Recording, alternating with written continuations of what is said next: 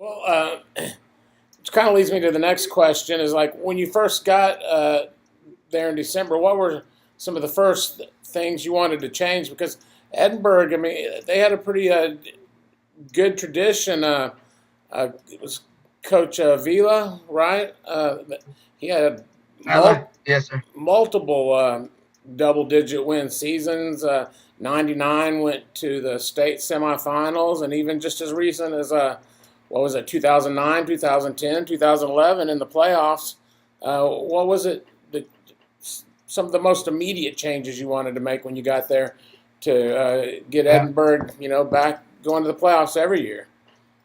And it's a great question.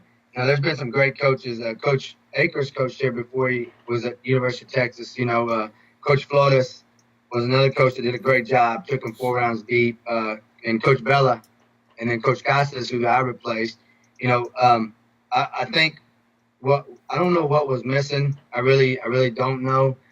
It's hard to answer that. I just knew I was going to bring in the way I know how to coach kids and my personality, which is what a lot of people in the state of Texas are doing. And I think that was the most important thing was building relationships with those kids.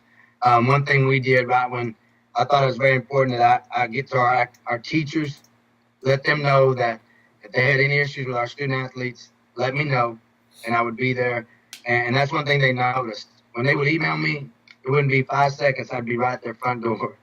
And they talked about that. And that's why we had a lot of teachers come to our spring game.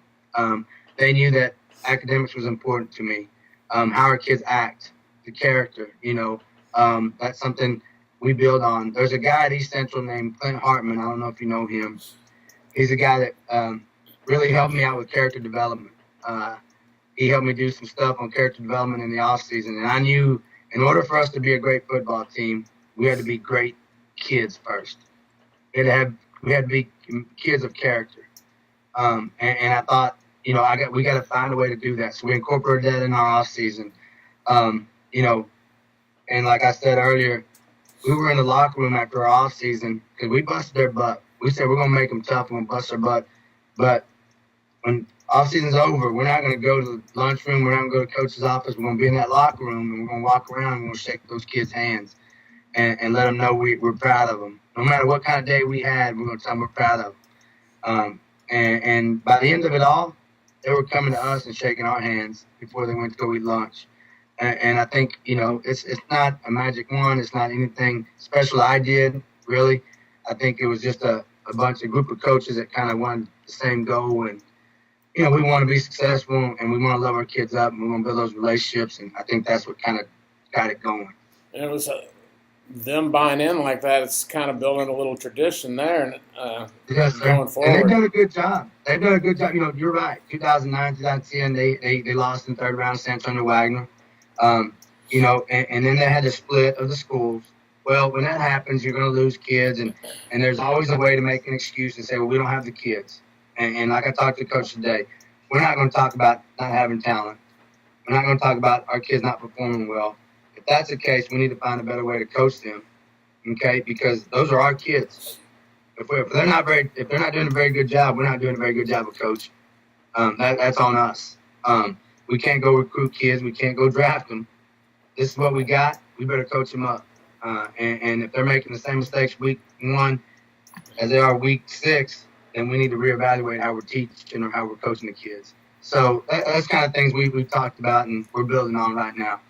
And one of the things we just talked about before the interview is is it two-a-days coming up, the 11th? Yes, sir. And you're going to do a Midnight Madness, and it's kind of a way. Well, you go ahead and tell us about it. Well, it's a midnight match. We're gonna start at 12:05. We'll start with a meeting, kind of introduce, talk about the kids, introduce new coaches, things like that, and we've invited parents to come sit in. And we're just gonna start at midnight. We're trying to get something exciting going. We're gonna have the cheerleaders there, things like that. Turn on the lights, band. Everybody's gonna be out there. Parents are welcome.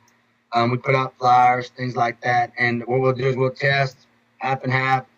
And I told the parents they can come in, they can watch their kids max out on the bench, max out on the squat, come out, watch them test on the 40, and then we'll have a practice, and then we'll have a breakfast.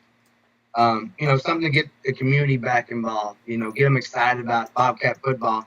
And I tell you what, people love their Bobcat football down here. So we better get everybody. So we better win. If not, it's going to be a short stint. Well, I think it's a great idea, though. So, Just getting the student body and just the whole community involved like that.